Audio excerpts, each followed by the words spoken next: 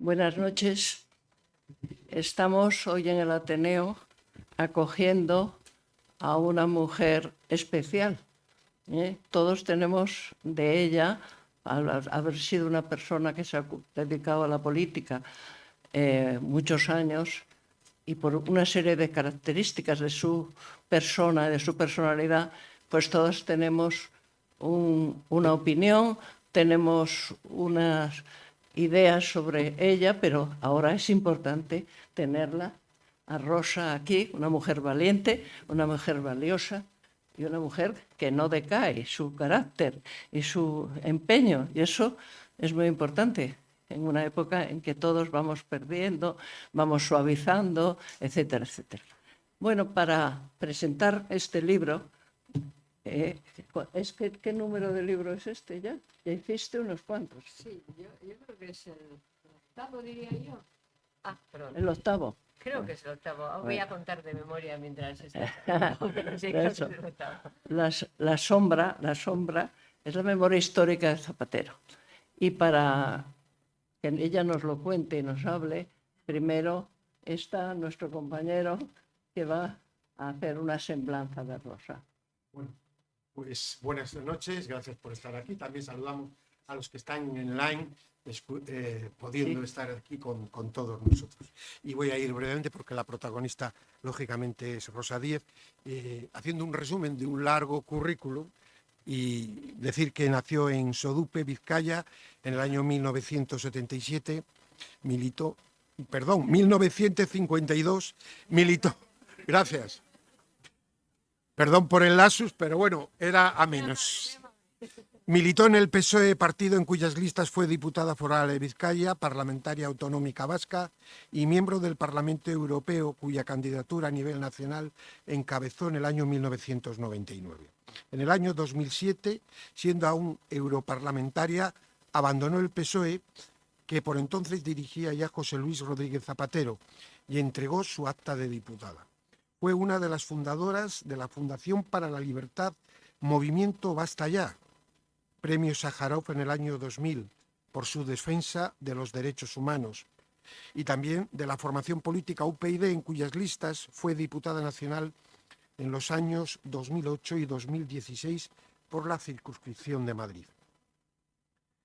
Es también madrina de la bandera del Regimiento Garellano, que lo tiene muy a honra, entregada por la Diputación Foral de Vizcaya en el año 1984, y cuenta con la Medalla al Mérito Constitucional otorgada en el año 2003. Actualmente, como ustedes seguro que conocerán, es una persona muy activa en diferentes medios de comunicación, defendiendo siempre la libertad y los valores constitucionales y democráticos. Así que yo creo que la palabra la tiene, que es la auténtica protagonista esta noche, aquí en nuestro Ateneo, Rosa Díez.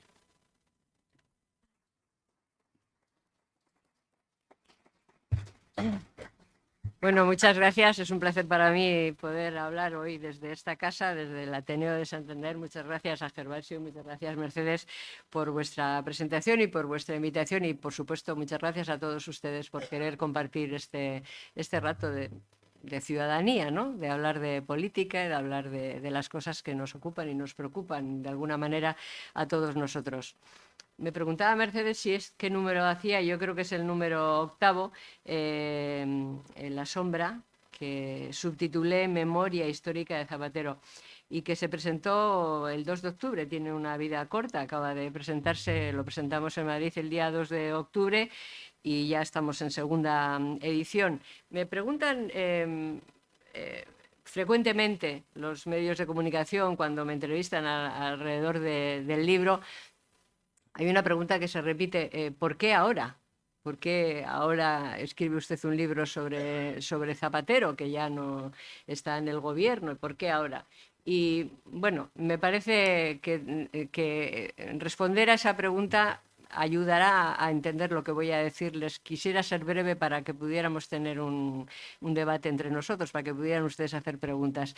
Yo decido escribir el libro, como digo, se presenta el 2 de octubre en Madrid, pero que yo entrego en el mes de mayo a la editorial, O sea que cuando yo entrego el libro, casi que empezaban a aparecer todas las noticias de los negocios de Zapatero en Venezuela y en China. O sea que realmente el libro no tenía nada que ver con la vida, no tiene nada que ver con la vida del Zapatero postpresidente del gobierno. Yo hablo del Zapatero secretario general y de su vida, y de su vida política, naturalmente, y del Zapatero presidente del gobierno de España.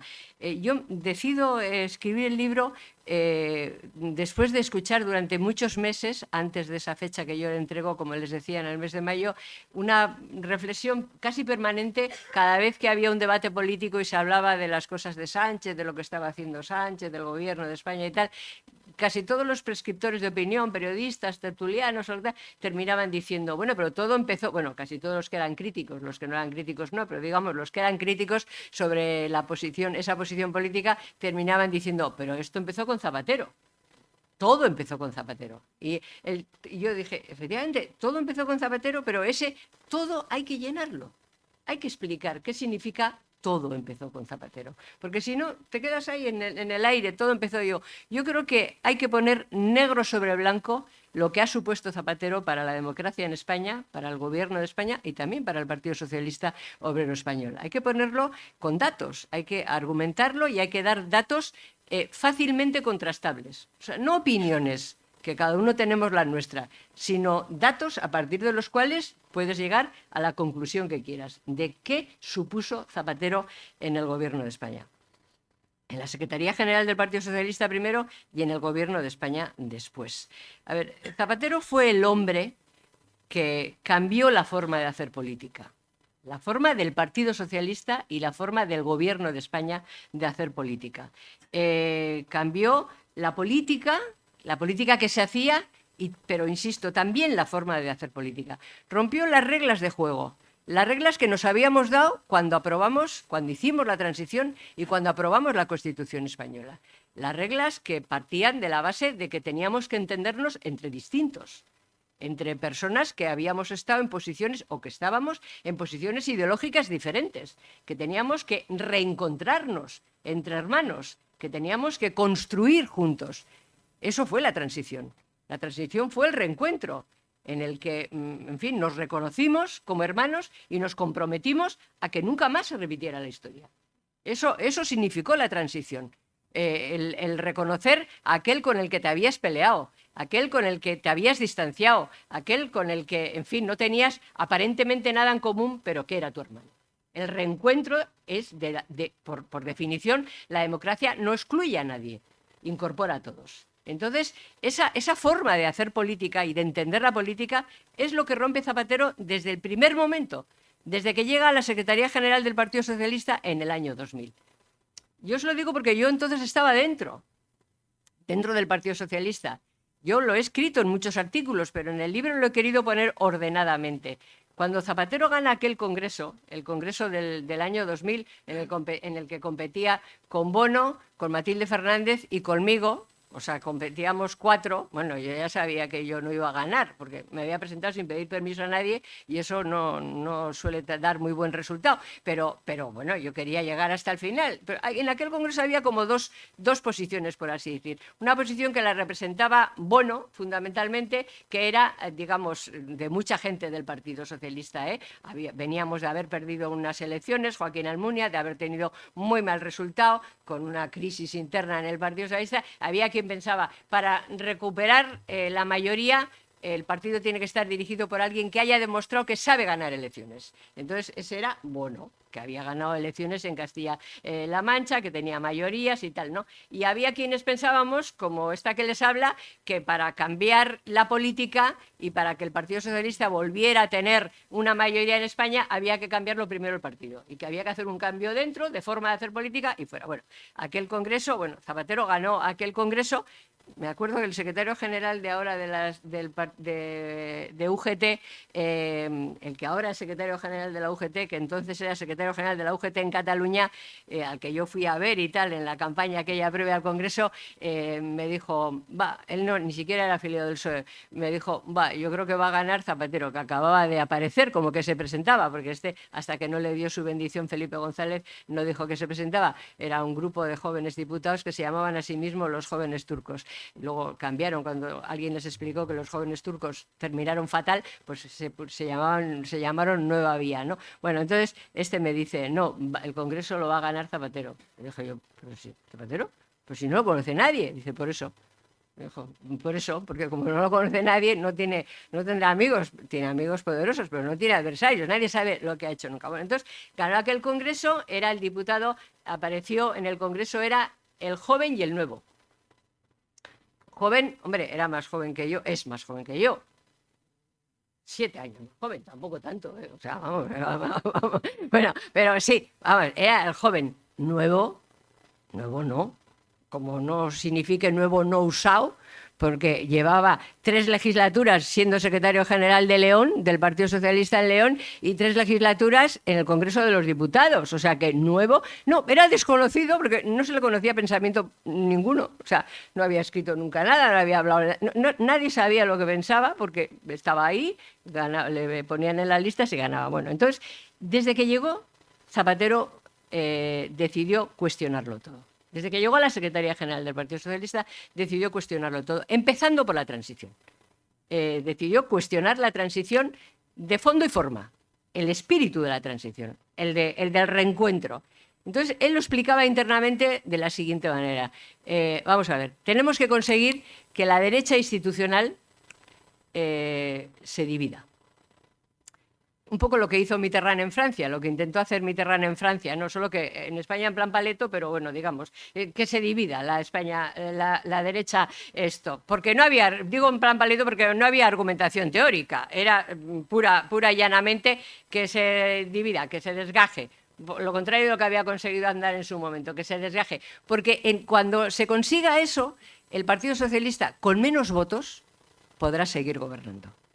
Porque conseguir mayorías absolutas ya va a ser muy difícil. Entonces, internamente había quien le decíamos, hombre, no, o sea, en fin, hay que vertebrar España, o sea, España necesita partidos capaces de vertebrar, de acordar y tal. No, hay que romper. Y entonces, si rompemos con debilidad, seremos capaces de seguir gobernando.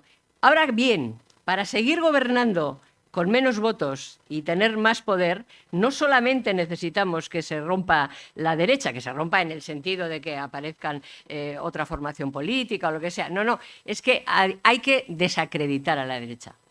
Entonces, hay que deslegitimar la transición y a la vez que deslegitimamos la transición, hay que deslegitimar a uno de los actores fundamentales de la transición. La transición se hizo en España, bueno, el Partido Comunista participó, pero las dos grandes fuerzas políticas, y participó bien, por cierto, bien en el sentido de aunar voluntades, hay que desacreditar a una de las dos grandes corrientes ideológicas, lo mismo que la construcción de Europa, que era la derecha, liberal, más de derechas, la democracia cristiana, en fin, lo que es la derecha democrática y la izquierda, la socialdemocracia, o sea, lo que es el Partido Socialista. Entonces, hay que desacreditar a una de las dos grandes formaciones, hay que expulsar del consenso democrático al Partido Popular.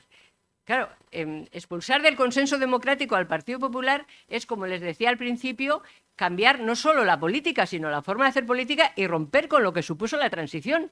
Entonces, ese discurso de expulsar de los consensos a la derecha nacional, porque ya me van a contar ustedes si no gobierna el gobierno ahora mismo con la derecha, salvo que ustedes piensen que el PNV es de izquierdas o que Junts son de izquierdas, o sea, gobiernan con la derecha y con la extrema derecha, porque lo que define a la extrema derecha es el racismo, entre otras cosas. Bueno, con la extrema derecha y con la extrema izquierda, que ahí se dan la mano porque nos mataban por españoles o excluían a la mitad de los catalanes por no renunciar a ser españoles. Bueno, pero entonces esa posición de excluir es la que le lleva a Zapatero a romper todos los pactos de Estado que había desde que llega al gobierno. Pero ese caldo de cultivo para romper los pactos de Estado sin que parezca que está rompiendo nada, ese caldo de cultivo se genera antes del 2004, cuando llega a la presidencia del gobierno después de los atentados de Atocha. Ese odio a la derecha se enquista en las filas de los afiliados socialistas desde el primer momento que Zapatero llega a la Secretaría General y a Ferraz. odiar a la derecha se convierte, a la derecha que puede ganar las elecciones, se convierte en el objetivo fundamental. Dividir. O sea, esto que ahora le acusan bueno, le acusan no, porque él presume de ello, de Sánchez, cuando perdió las últimas elecciones, que dijo en el Congreso de los Diputados, vamos a levantar un muro. Bueno, pues Zapatero cavó la zanja. O sea, el Partido Socialista fue el campo de prueba. De forma que cuando llegó a la presidencia del gobierno, el campo estaba abonado. Estaban abonadas, sectarizadas hasta el máximo las bases del Partido Socialista, y a partir de ahí se empezó a sectarizar el conjunto de la ciudadanía. Pero digamos que el campo de prueba fue el Partido Socialista. Díganme ustedes, si dudan de que esto sea así, ¿cómo fue posible que después del mayor atentado de la historia de la democracia en España, después de los atentados de Madrid del 11M del 2004, se produjeran escraches contra las sedes del Partido Popular? Esto es algo inaudito en el mundo democrático. Nunca, después de un atentado, de cualquier, sea quien sea el que comete el atentado, después de un atentado, nadie rodea las sedes del partido que gobierna. Por muy crítico que pueda ser con cómo ha gestionado el atentado, por cómo que le puedas acusar de lo que quieras. O sea, es que todo el mundo identifica quién es el enemigo, y el enemigo no es el gobierno.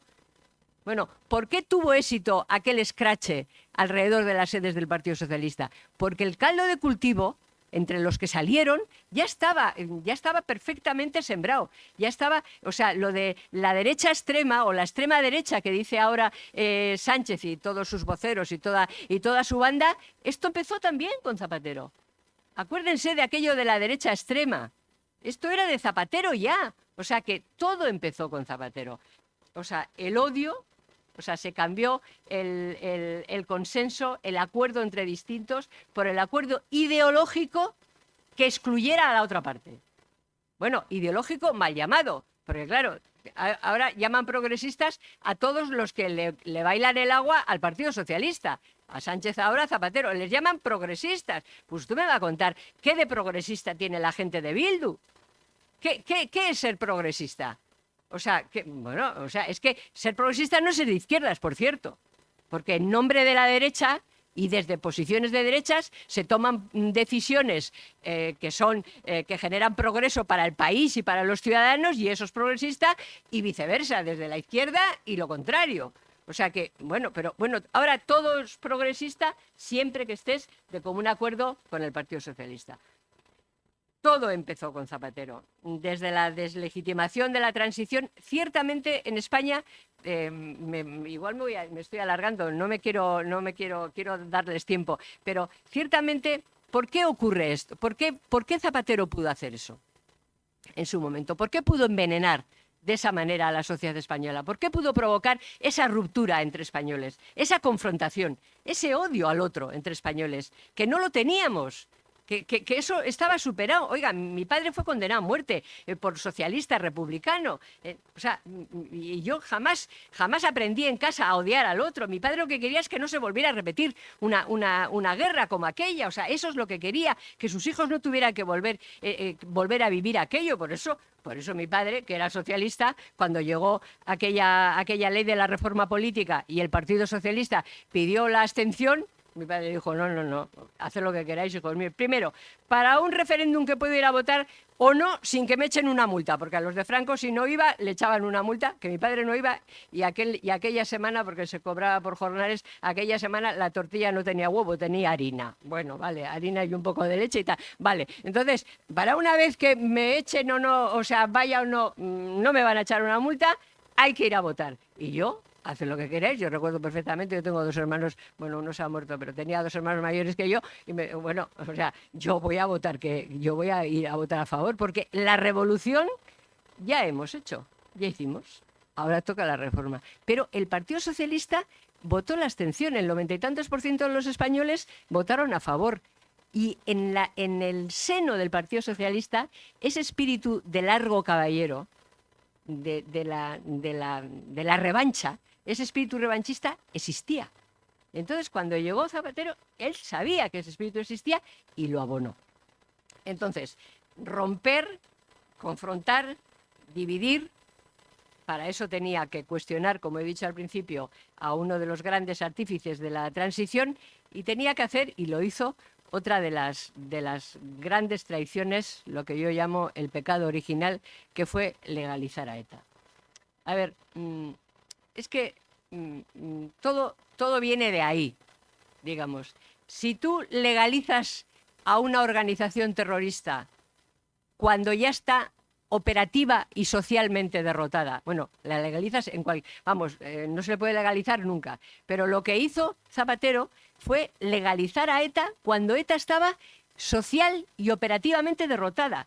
Socialmente porque ya habíamos salido a la calle por centenares de miles, nos costó mucho salir, pero ya habíamos salido a la calle por centenares de miles, ya habíamos perdido, porque cuando sales a la calle por primera vez, a lo mejor en Madrid es distinto, pero cuando sales en el País Vasco por primera vez a la calle, ya no te mete en casa, perdónenme la expresión, ni Dios. O sea, una vez que tus vecinos te han visto, una vez que todo el mundo sabe que tú has salido ahí a enfrentarte y a decir lo que piensas, y a decir basta ya, y a decir ETA asesino, ya no te mete nadie en casa. Entonces costó mucho, pero lo hicimos. Socialmente estaba derrotada. O sea, socialmente derrotada. Y operativamente también, porque también costó mucho que la Unión Europea, los países de la Unión Europea, reconocieran que ETA era un peligro para los demócratas, pero era un problema para toda Europa. Un peligro para los españoles, pero un problema para todos los demócratas europeos. Costó muchísimo, pero lo habíamos conseguido. Conseguimos que en el Parlamento Europeo y después en el Consejo se aprobara la orden de detención y entrega, sustituyendo a las extradiciones, o sea, territorio común de justicia.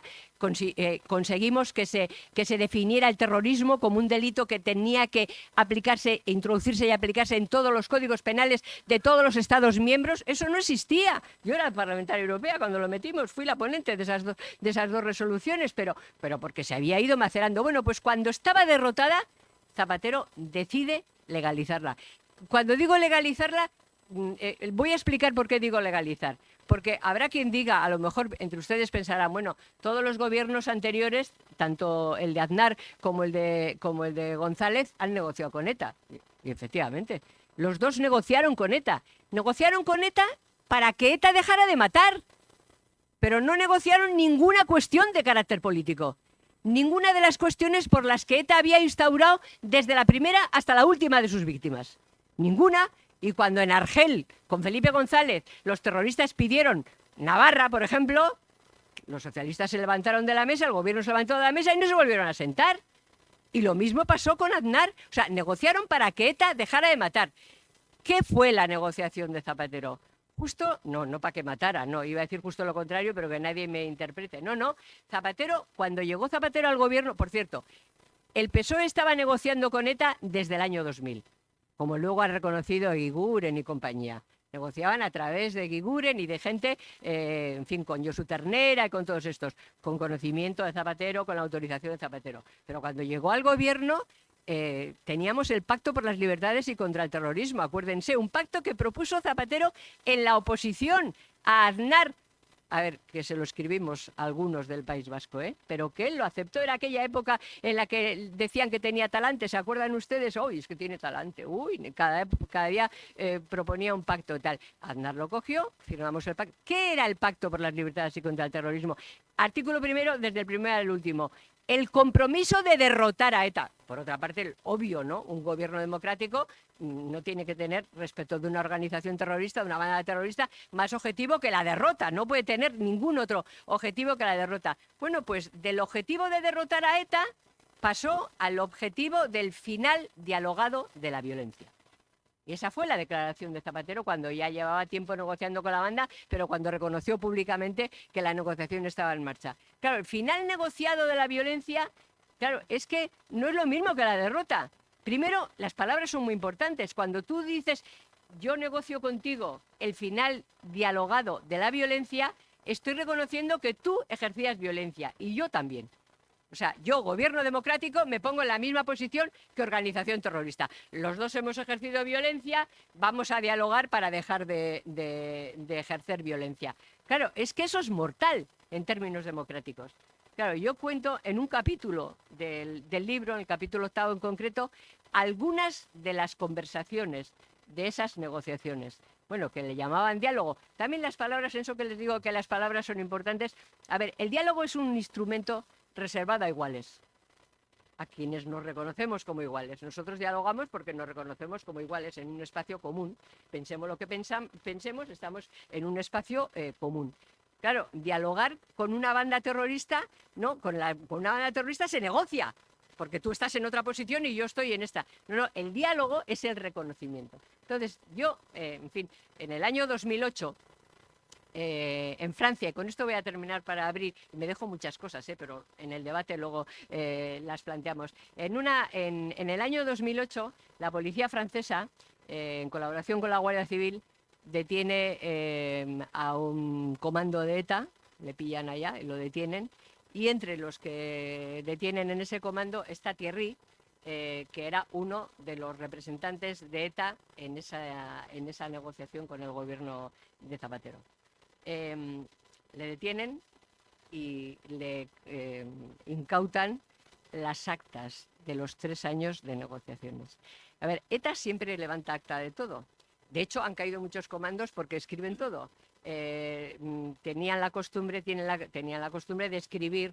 Han tenido una reunión y había uno que levantaba acta. Entonces, aunque en esas negociaciones entre el gobierno de España y la banda terrorista, con un mediador que le llamaban Lau, al mediador le llamaban Lau, porque claro, como son iguales, tienen un mediador. O sea, ya reconocer que tiene que haber un mediador ya es que es brutal, o sea, es una cosa increíble, ¿no? Bueno, entonces, la primera reunión de esas muchas que tienen, Lau plantea que solo va a haber un acta, que la va a redactar él, y que ese acta se va a guardar en un banco de Luxemburgo. Solo va a haber un ejemplar. Todos dicen que sí, muy bien, pero claro, ETA redacta actas. O sea, ETA redacta de todas las reuniones el acta, quiénes han estado, en qué idioma hablaban, cómo han traducido, quién dijo qué, o sea, todo, absolutamente todo. Como digo, lo ha hecho históricamente y han caído muchos comandos por eso. Entonces, la policía francesa le incauta 292 folios de actas. Y allí está todo escrito, absolutamente todo. Yo dedico un capítulo a resumir, porque era otro libro, no podía meterlo todo, a resumir. Por cierto, esas actas en España no se han publicado, lo cual dice mucho de la sociedad española. Porque, a ver, en cualquier país del mundo, esas actas, las de ETA, porque claro, no dice, alguien podrá decir, no, pero el acta oficial decía otra, no sé lo que dirá el oficial, pero ETA, en fin, ETA mata, pero escribe, o sea, que, bueno, entonces, lo que se dicen en esas reuniones descalificarían a cualquier gobernante democrático, o sea, absolutamente. O sea, los ministros que iban a las reuniones o los representantes del gobierno que iban a las reuniones, no es lo que dicen, sino, si ustedes lo ven, el colegueo. O sea, la forma de hablar.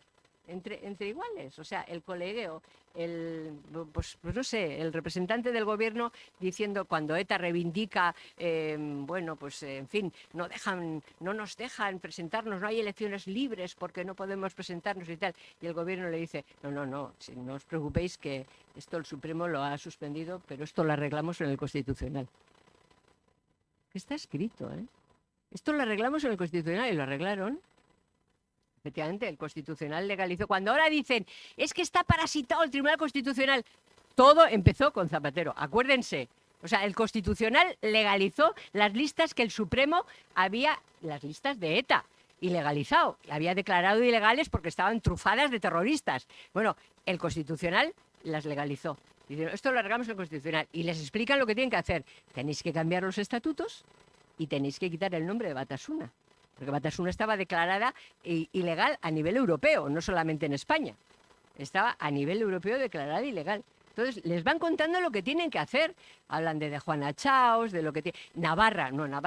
Con Navarra hay que tener cuidado. A los navarros hay que irles macerando, le dice el gobierno a ETA. Hay que irles poco a poco, o sea, hay que irles atrayendo poco a poco.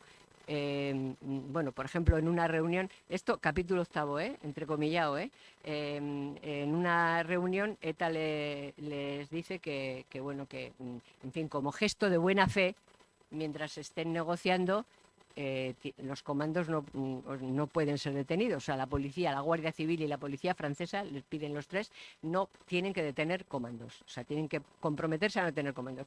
¿El gobierno de España qué hace? ¿Se levanta de la mesa? No, dice, vamos a hablarlo, en la siguiente reunión lo hablamos. O sea, como se lo cuento, ¿eh? En la siguiente reunión vienen y dice ETA, incumplimiento, han detenido a un comando. Entonces el ministro, que en ese momento hay un ministro en la reunión, dice, a ver, a ese comando le han detenido en una esto de tráfico, no iban a por él. O sea, ha sido una cosa que en un control de tráfico pues la han identificado. Claro, esas cosas hay que llamarlo, de ahora en adelante a esas cosas les vamos a llamar accidentes. Os lo juro, ¿eh? O sea, accidentes, porque no era pretendido. Pero bueno, de todas las maneras, ya hemos hablado. Con la Policía Nacional y con la Policía Francesa no hay problema. Hombre, puede ocurrir, ¿eh? Que en un control pillen a uno y eso no lo podemos, pero no va a haber problema y no va a haber una política de persecución. Con la Guardia Civil lo tenemos más complicado, porque le dice el representante del gobierno, es que la Guardia Civil solo obedece al duque de Ahumada y además como no les podemos dar las instrucciones por escrito, os lo juro. O sea, que no es que sea una traición, es que es una cosa inasumible con el sistema democrático. Entonces, cuando te dicen, bueno, y la última de esto, después de los atentados de la T4. ¿Os acuerdan que Zapatero tardó 2 días en decir algo después de los atentados de la T4? Y que en la primera declaración dijo que era un accidente. ¿Vale? Pues no fue un error, ¿eh? Lo del accidente tiene que ver con esto que les estoy contando, ¿eh? O sea, él le estaba diciendo a ETA que creía que había sido un accidente. O sea, que ETA, digamos, como que se les había ido de las manos. O sea, lo mismo que un comando que le pillan, pero sin querer, porque están en un control de la Guardia Civil de tráfico y tal, ¿no? Bueno, entonces, después del atentado, en el mes de marzo, hay una nueva reunión, que está en las actas. Y en esa reunión, bueno, pues el Lau, el mediador, dice, bueno, yo estaba muy cabreado, dice el mediador, me cabreé mucho por la equincha, dice el mediador. Equincha en euskera es por la acción, pero equincha le llaman los terroristas a sus acciones, ¿eh? O sea, es el discurso o sea, la forma de hablar, las palabras incluso, dice, yo estaba súper cabreado por la equincha. Pero Goiburu le llaman a Zapatero en las reuniones. Es un nombre inventado, es como el rojo jefe o una cosa así, pero realmente es una cosa inventada. Pero Goiburu me dijo que había que seguir. Y aquí estamos, ¿vale? Entonces, bueno, entonces ETA dice, bueno, sí, tal, el representante de ETA dice. Y entonces el representante del gobierno, y con esto acabo de verdad, el representante del gobierno dice, a ver, es importante que sigamos adelante, porque veréis, antes estábamos en guerra. Gobierno a ETA. Antes estábamos en guerra. Vosotros matabais y secuestrabais y nosotros deteníamos comandos y les poníamos a disposición de la justicia. Eso tiene que acabar. Yo creo que no hace falta ni que diga nada, ¿no? O sea, el representante del gobierno al representante de la banda terrorista. Estábamos en guerra, vosotros, o sea, es igual la violencia del Estado democrática para garantizar la seguridad y la libertad de todos, o sea, detenemos comando, los ponemos a disposición de la justicia, que asesinamos y secuestramos, o sea, lo mismo, ¿no? Entonces, a partir de ahí, dice la gente, bueno, ya, pero ahora hay la corrupción y tal. Yo digo, vamos a ver. Es que hay corrupción mayor que legalizar a una organización terrorista. La corrupción económica, por muy grave que es menor. No hay corrupción. O sea, es que Zapatero no solamente rescató a ETA cuando ETA estaba derrotada, es que rescató a los independentistas catalanes en el otro momento, cuando también estaban socialmente derrotados, cuando estaban en el peor de los momentos. Le llamó Artur Mas a la Moncloa y le dijo, oye, que tienes que sacar este estatuto. Hasta los del PSC habían renunciado a poner nación y tal. O sea, rescató a los dos enemigos tradicionales de la democracia española, a los que asesinaban y a los que querían la secesión y excluir a la mitad de los catalanes. A partir de legalizar a ETA, de convertirle en interlocutor político, porque eso es la legalización, convertirlo en un interlocutor político, Todo lo demás son pecados veniales. No cabe corrupción mayor. O sea, cuando decimos ahora, Otegi, pero es que les llevó Zapatero a eso. Es que les reconoció interlocutores políticos válidos, con los que acordar, porque había que prescindir del Partido Popular, con los que acordar mayorías. Todo empezó por Zapatero. Toda esta degradación, el cuestionamiento del sistema del 78, toda la ruptura, toda la división entre españoles, que es lo que yo no les perdono, todo lo decidió estratégicamente Zapatero. Zapatero ha sido el tumor primigenio. Sánchez es la metástasis. Y aquí estamos. Voy a hacer una pregunta y luego la damos. No, el documento, esta conferencia tiene un valor grandísimo porque tiene el valor del testimonio. Luego es una persona que sigue teniendo la pasión por la libertad, desde luego, y que ha vivido mucho, todo en primera mano. Yo quería preguntarle un poco por Zapatero de hoy, que por lo visto también está mandando. ¿Tú cómo ves esto? Porque ahora no es historia lo que estamos haciendo. A ver, ¿qué valor tiene? Sí, ¿Y qué bueno. influencia tiene Sánchez? Bueno, sí, yo creo que, inicialmente Zapatero y Sánchez no se conocían. Quiero decir que no, cuando Sánchez llegó, a Zapatero no lo conocía. Sánchez era un tipo que en las elecciones en el Partido Socialista siempre le ponían en puestos de no salir, tanto de no salir de entrada, de primeras, tanto cuando iba al Ayuntamiento de Madrid como en el Congreso de los Diputados y tal. O sea, llegaba después y cuando ya había dimitido gente o tal, ¿no? Entonces, ellos no habían tenido relación, no se conocían. Pero Zapatero, desde que se fue de la presidencia del gobierno, ya no se presentó a las elecciones, por tanto no se tocaban, o sea, quiero decir, no se veían. Zapatero se dedicó a hacer fortuna económica, quiero decir, pero hubo un momento en el que a través de Pepe Blanco y sus negocios, que sí se llevaba bien con Sánchez y con Zapatero, se encontraron. Y a partir de ese momento, Zapatero es el hombre que le susurra al oído a Sánchez. O sea, que no es que Sánchez le diga vete a ver a Puigdemont, sino que Zapatero le dice esto lo arreglo yo. Esto yo sé cómo hacer. Lo mismo que con Bildu cuando tiene algún tipo de dificultad, aunque no tiene muchas porque Bildu, en fin, es el que manda realmente ahí en ese grupo, pero Zapatero y Sánchez al principio estaban separados, no solo porque no se conocían, sino porque los dos tienen una parte de su carácter muy, muy parecido. Ambos se creen superiores a los demás, más listos, más guapos, más altos, más todos. O sea, son dos narcisos. Así como Sánchez es, además de narciso, psicópata, Zapatero no es psicópata. O sea, la psicopatía no. A Zapatero al principio, además, le gustaba dar una buena imagen de sí mismo. Se gustaba eso del tipo del talante y todo esto. Luego se le pasó porque le comió su sombra.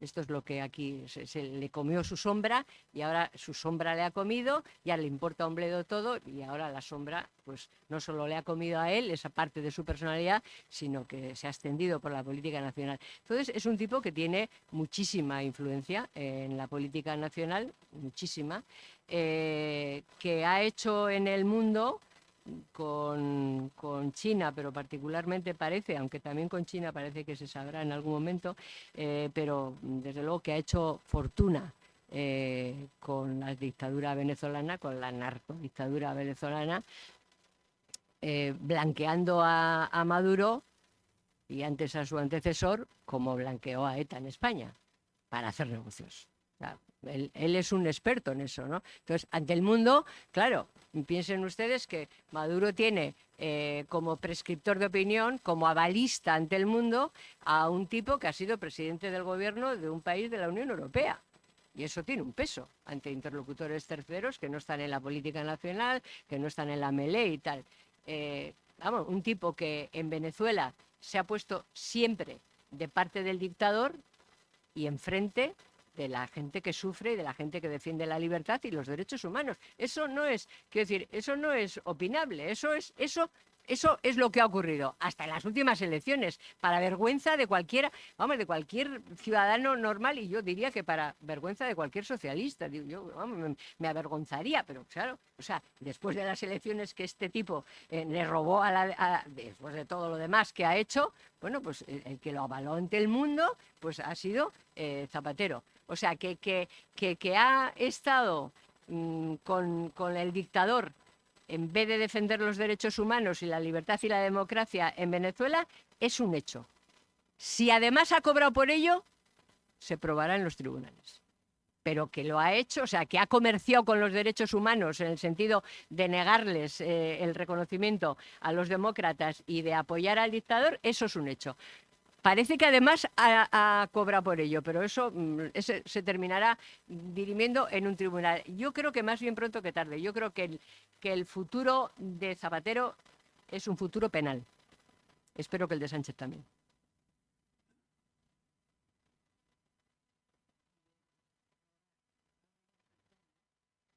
Sí.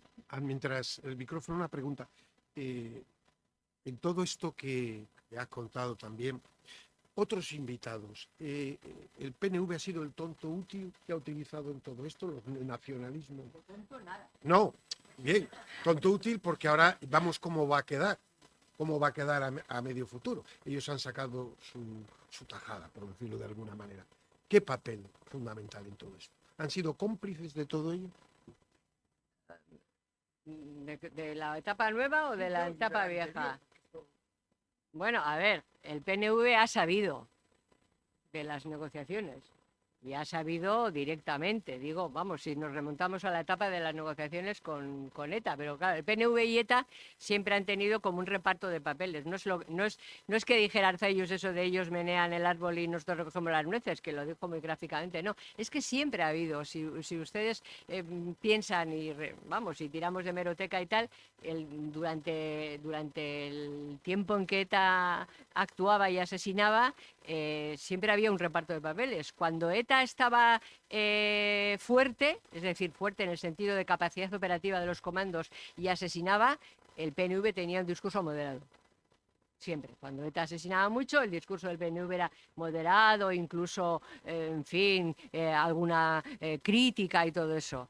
Cuando la Guardia Civil, la Policía Nacional, la Cooperación Internacional, Francia, detenía comandos, el PNV se radicalizaba, hacía el discurso radical. O sea, siempre ha habido un reparto de papeles. Esa cosa de, a ver, lo que decía Arzayus, en fin, no, está mal que quemen contenedores y tal, los chicos de la gasolina y tal, pero son nuestros chicos.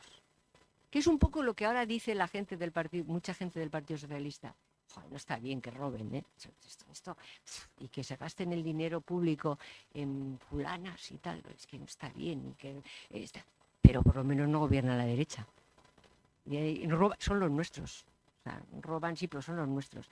Claro que no gobierna la derecha, y yo insisto, cada vez que oigo a alguien que no es de la banda decir, claro, la derecha y tal, pero el gobierno progresista, o dice la mayoría progresista del Consejo General del Poder Judicial, la mayoría progresista del Tribunal Constitucional. Digo, a mí es que se me rasgan las vestiduras, porque, claro, la perversión del lenguaje es uno de los instrumentos más poderosos y más potentes para deslegitimar todo. Entonces, tú perviertes el lenguaje y a partir de pervertir el lenguaje, perviertes las instituciones y la propia democracia. Y les hemos comprado el discurso. Y dice, claro, es que por lo menos no gobierna la derecha. Y digo, hombre, no. Y dice, usted, me preguntaron hace poco en un periodista que no era amigo, me dijo, ¿y entonces a usted no le parece mal que gobierne no tiene miedo de que gobierne la ultraderecha? Digo, ¿ya gobierna? ¿Cómo? Era de Televisión Española. Digo, claro, ya gobierna la ultraderecha. ¿O no es la ultraderecha, no se define la ultraderecha por el racismo, la xenofobia? Pues son los que nos mataban por españoles y los que excluyen a la mitad de los catalanes por no renunciar a su ciudadanía de españoles. La ultraderecha ya gobierna y luego están la extrema izquierda, los populistas, los comunistas que en Europa están, en fin, ilegalizados en algunos países y a los que el Parlamento Europeo califica como criminales de lesa humanidad. Ese comunismo, ¿no?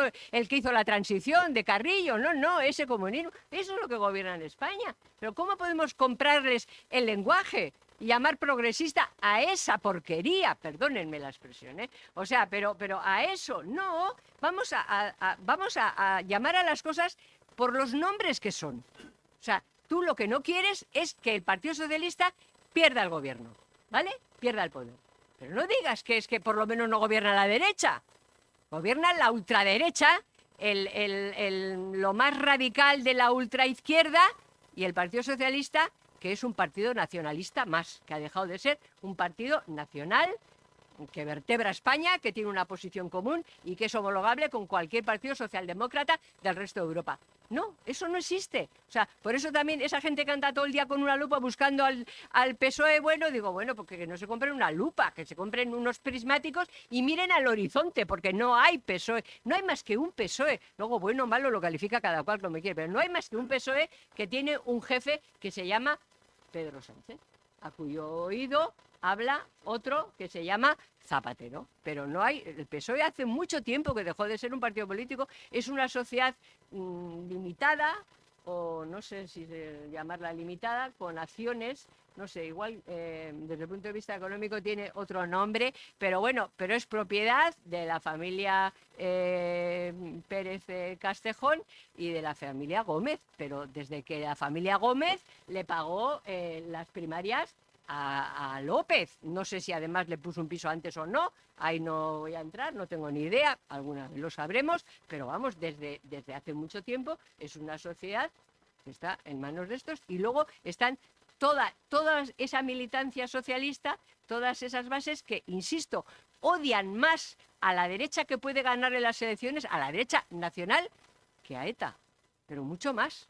O sea, suena duro, ¿verdad? Vale, bien, es duro.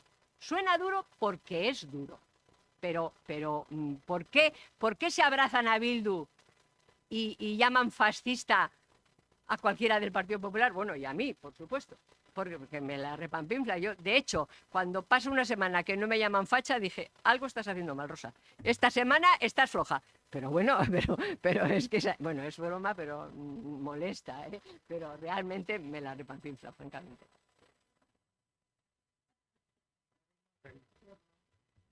En las elecciones debía de haber salido el señor Bono, que es un señor, pero salió Zapatero. Ahora, usted ha cogido la parte mala de Zapatero. Zapatero, en cuestión de gobernación, la economía fue fatal, pero tuvo muchos servicios sociales que usted no valora. Pero, ¿por ejemplo? Servicios sociales que no me acuerdo ahora, pero muchos, se hizo varios servicios sociales. Pero yo le pregunto, por ejemplo, porque los mayores recortes sociales se produjeron en la segunda legislatura de Zapatero, en aquel pleno, cuando llevaba... A ver, Zapatero perdió la... No quiero yo, perdóneme, yo hablo así, pero no le estoy riñendo, ¿eh? O sea, es mi forma de hablar. Discúlpeme si le parece que le ofendo. No, verá, Zapatero...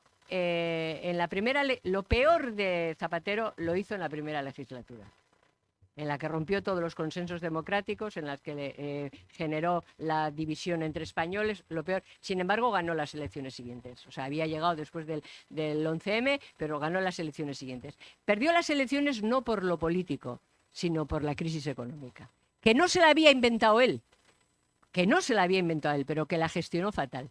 Pero entre lo que gestionó fatal, porque no quiso reconocer que había una crisis durante los 2 primeros años, no es que no la nombrara, sino que no la quería reconocer. Yo estaba en el Congreso de los Diputados entonces. Finalmente tuvo que hacer un pleno en el que se produjeron, y yo le animo a que lo busque en la hemeroteca, los mayores recortes sociales de la historia. Primero, las pensiones o sea, cuando dicen ahora, es que tú has congelado las pensiones, el primero que congeló las pensiones en aquel pleno fue José Luis Rodríguez Zapatero. 169 contra 168. Yo era de los que votó 168. Sánchez de los del 169. Congelar las pensiones, subir los medicamentos un 5%. Congelar más que congelar, retirar dinero para la dependencia. Bajar el salario de los empleados públicos un 5%. Yo les animo a que revisen aquel pleno. Entonces, dice, bueno, ¿hizo alguna cosa bien? Digo, hombre, hasta un reloj parado 2 veces al día da bien la hora. O sea, claro, algunas cosas las hizo bien, pero eso de los sociales no se lo compro.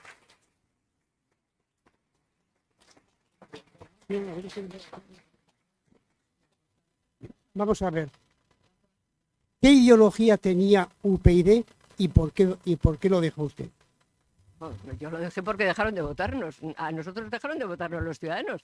O sea, nosotros fuimos un partido político que se presentó a las elecciones, un partido político progresista, nacional, progresista en ese sentido que he dicho, ¿eh? O sea, no ni de, o sea, que buscaba el progreso social, capaz de acordarnos. Había quien decía que éramos de centro, porque aquí de centro se le llama a la gente que no es sectaria, que es capaz de acordar sin ver quién te lo propone, sino el contenido de lo que te proponen.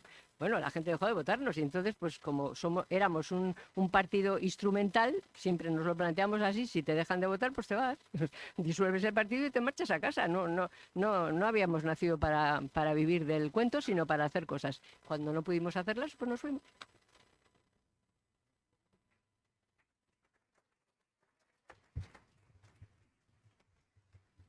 Hola, buenas noches. Primero felicitarla por su brillante trayectoria política y sobre todo por su coherencia.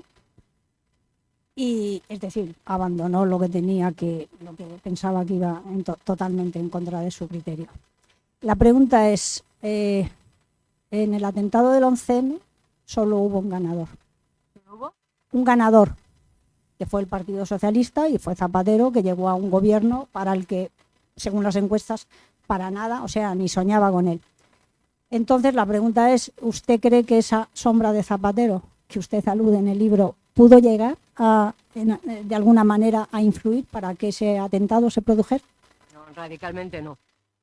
No. O sea, quiero decir, el Partido Socialista no tuvo nada, radicalmente no. O sea, el atentado se produjo porque los terroristas islámicos decidieron atentar contra España. Como muy bien han escrito algunos historiadores, que esto saben más que yo, la decisión de atentar contra Rogelio Alonso, lo escribe en un magnífico libro, la decisión de cometer un atentado en España estaba tomada hacía unos años antes, por supuesto antes de la foto de las Azores, que es una de las cosas que le recriminaba al Partido Socialista a Aznar y con el que alimentaron esa cosa de hay que rodear las sedes y tal, culpabilizando de alguna manera al Partido Popular de haber provocado que los islamistas, el terrorismo islamista atacara a España, pero por supuesto que el Partido Socialista no tuvo nada que ver con el atentado, nada, radicalmente nada.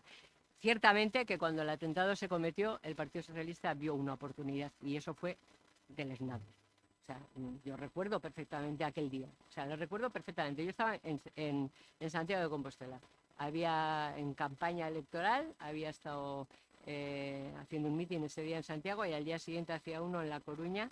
Al día siguiente, justo el día del atentado, la noche anterior había hecho un mitin en Santiago, hacía un mitin en La Coruña con el entonces alcalde de La Coruña, con Paco Vázquez.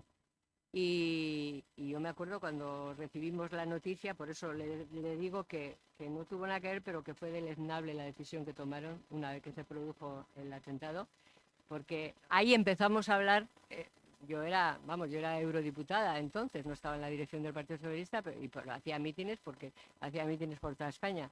Y claro, en cuanto tuvimos la información del atentado, empezamos a hablar. Yo hablaba con dirigentes del Partido Nacionales, del Partido Socialista. Y claro, para mi angustia, en las primeras horas, digan lo que digan, todo el mundo creía que había sido ETA. Los primeros que creían que habían sido ETA eran los de Batasuna, que se fueron todos a Francia. O sea, que se largaron todo lo que pudieron, cogieron barquitos para un lado, para otro y tal, porque todos pensaban que al principio, luego ya empezó a dudarse y tal, y todas esas cosas, ¿no? Pero yo recuerdo una conversación con un altísimo dirigente del Partido Socialista, que fue el primero que me lo dijo, pero luego más personas me lo dijeron, que me dijo, ojalá, y bueno, hablábamos de quién podía ser, me dijo, ojalá hayan sido los islamistas. ¿Cómo puedes decir eso? Hombre, no, ojalá haya sido ETA, porque contra ETA ya sabemos cómo luchar. O sea, mi idea era esa, o sea, al terrorismo de ETA ya sabemos cómo combatirlo. Pues si entra en España el terrorismo internacional, el terrorismo yihadista, menudo problema. Y me dijo, sí, pero como haya sido ETA, nos barren. Entonces, esa cosa de como haya sido ETA, nos barren, es que es muy, o sea, que ahí es cuando dices, uff, o sea, ¿qué está pasando aquí? Sí, pero no, o sea, no, nada que ver. O sea, a cada cual lo que le corresponde. Lo que pasa es que luego no reaccionaron como tenían que reaccionar. Y lo de rodear las sedes, bueno, ya fue. O sea, cuando ahora te dicen, ahora que estamos viendo que hay tantos scratches en universidades, en periodistas y tal, no sé qué, dice joder, es que ahora hay scratches. ¿Scratches? Lo mismo que he dicho antes, el pecado original fue el de legalizar a ETA. Scratches, el pecado original de los scratches fue aquella noche, aquel día. O sea, con los 193 muertos y rodeando las sedes del Partido Popular como si fueran ellos los culpables porque, claro, eso es por Aznar, por la foto de las Azores.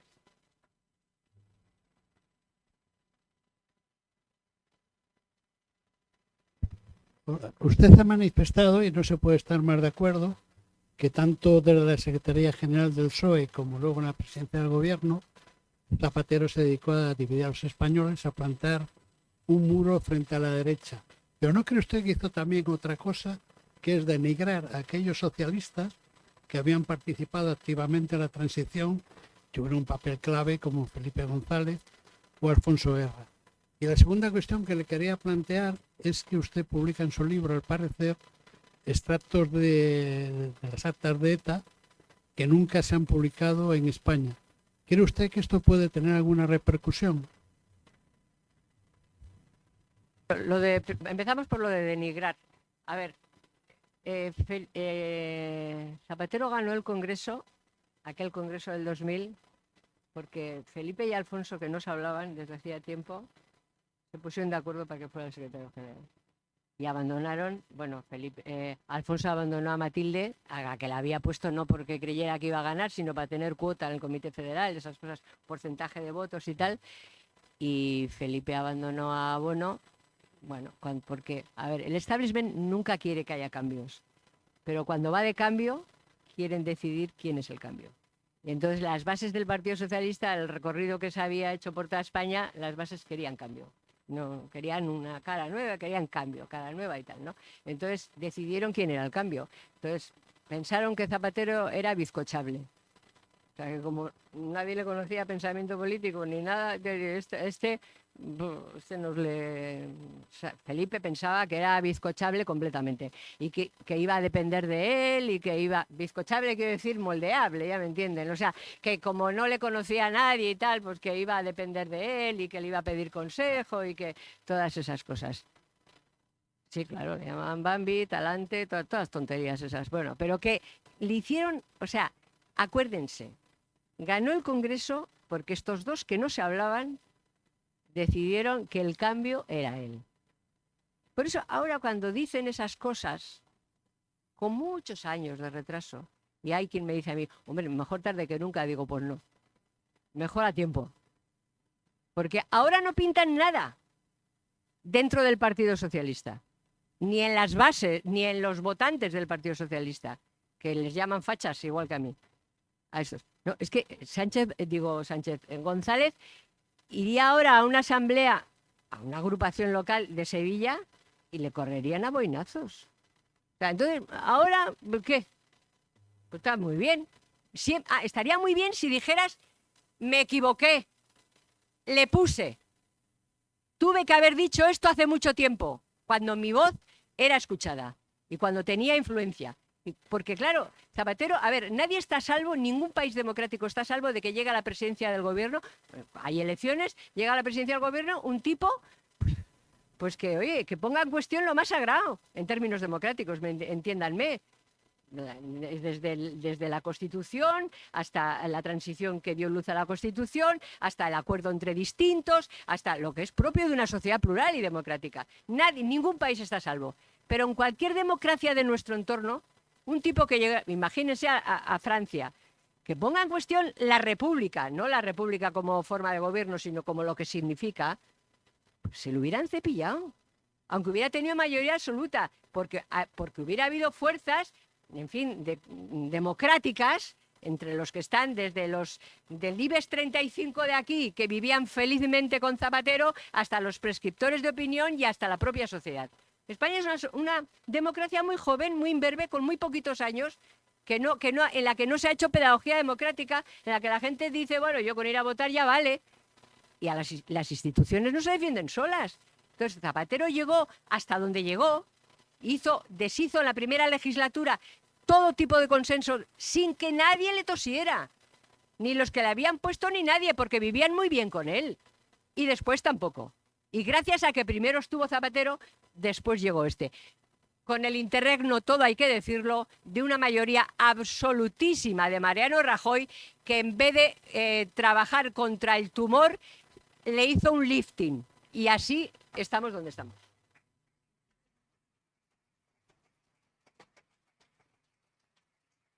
Y no sé qué otra cosa había preguntado. Había preguntado otra cosa. Vale. Pero esta es otra cosa que habla muy mal de la sociedad española. Porque, a ver, yo he publicado ahí, y entre comillas, puede haber alguien que diga, bueno, esto se lo ha inventado ella. Pero, oye, no sé si la semana siguiente de publicar el libro, Vox Populi hizo entrecomillados, que no me citaba, pero yo vi que pues bueno, va. Hizo entrecomillados, nadie dijo nada. Pero es que The Objective publicó fotografías con mancha de agua de partes de esas reuniones que yo comprobé que efectivamente existían. Y nadie siguió ese rastro. O sea, en cualquier país del mundo esas publicaciones hubieran formado parte inmediatamente del debate político y del debate público, de la conversación pública. Hubiera formado, porque ya no es que tú lo digas o tal, sino que ves fotografiado y tal. ¿Qué le pasa a este país? Me dijo alguien, es que lo de ETA ya no vende.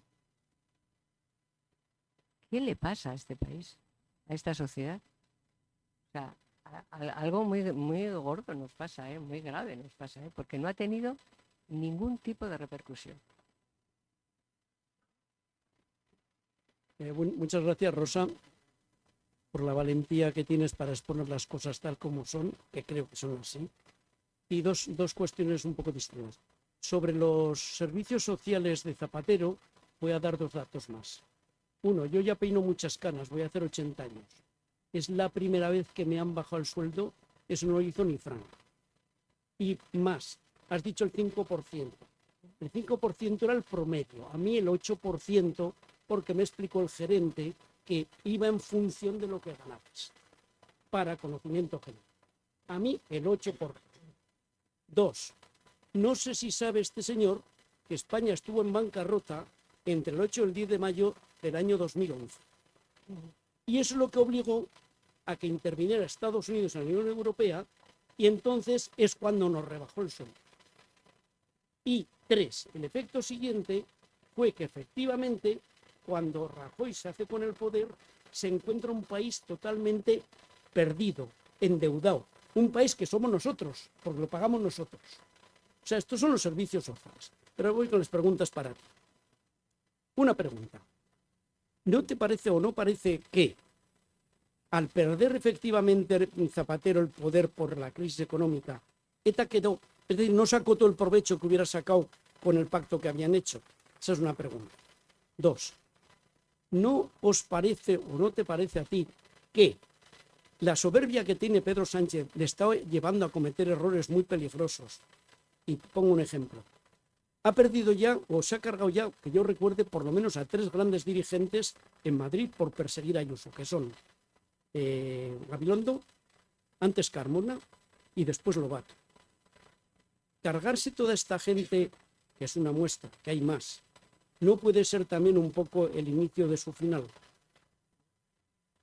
Bueno, con lo de los servicios sociales, un añadido, no solo quedó en bancarrota, que estaba en bancarrota, sino que después de aquel pleno, recuerden, 169 contra 168, que yo le digo a los del PP, cada vez que, yo digo, a ver, no a nadie en concreto, vamos a ver, cada vez que te acusen de congelar las pensiones, saca el pleno, porque él fue el 169, o sea, que salió adelante por un voto, que era de Sánchez, porque entonces ya estaba, era la segunda parte de la legislatura, ya había llegado. Bueno, es que hicieron una cosa más gorda, que la gente se le ha olvidado, pero a mí no, porque yo estaba ahí en el Congreso y lo quiero recordar. Modificaron la Constitución por la puerta de atrás, unos meses más tarde, en un acuerdo de esos artículos que se pueden modificar sin referéndum, en un acuerdo entre el Partido Popular y el Partido Socialista, para garantizar que se pagaría la deuda, aunque hubiera, o sea, que el pago de la deuda, como España ya no tenía crédito de ningún tipo, que el pago de la deuda era prioritario a cualquier otra cosa. O sea, que aunque no pudieran pagar las pensiones ni los sueldos, se pagaría la deuda. Y eso se introdujo en el artículo, si no recuerdo mal, 135 de la Constitución. O sea, la grandísima aberración. Derechos sociales, o sea, la deuda primero, los bancos primero y después ya lo que haga falta. Bueno. Que si Zapatero, que si por la crisis económica ETA no ha sacado, se ha sacado todo.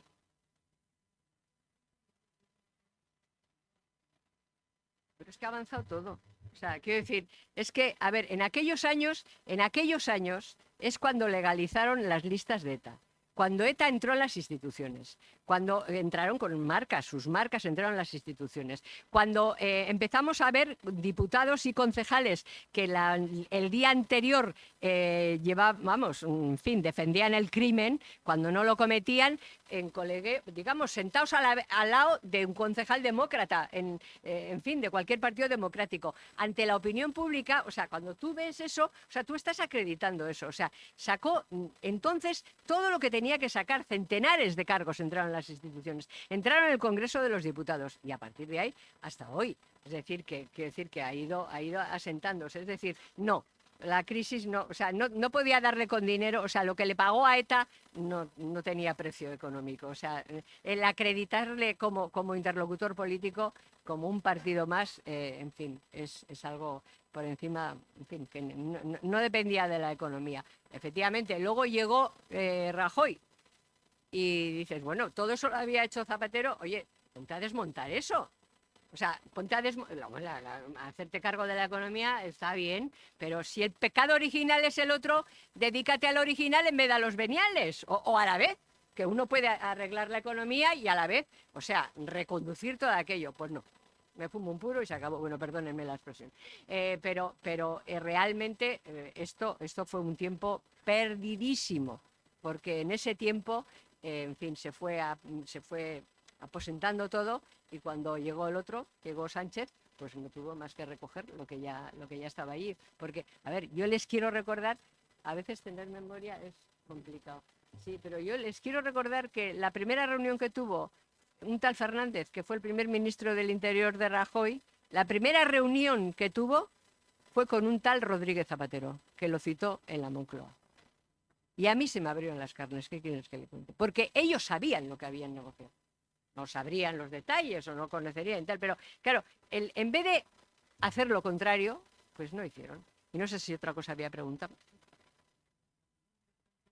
Bueno, ya, no, ¿sabes qué pasa? Que es que los votantes de Sánchez y los afiliados tragan lo que les echen. Fíjese usted que o sea, lo tienen descontado, les da igual.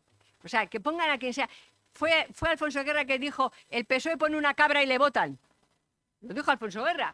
Y ponen una cabra y le votan. Pero fíjate que en Extremadura ponen de candidato a este que le van a sentar entre los tribunales no sé, antes de las elecciones. Dice, no importa, le votarán los que le hubieran votado a cualquier otro. O sea, Da igual, o sea, es que están, o sea, es eso, el odio puede más que el raciocinio, que la reflexión, que cualquier cosa. Es para que no gobierne la derecha, que es, en definitiva, para que no me echen a mí del gobierno, porque no es para que no gobierne la derecha. La última pregunta para dar tiempo a la firma de los libros. Hola, buenas noches.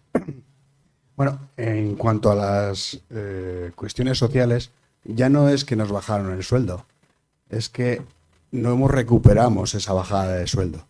Y luego eso influye no solamente en lo económico en aquel momento, sino en nuestras pensiones, porque nos bajaron las cotizaciones a la seguridad social y entonces nos bajaron las bases de cotización.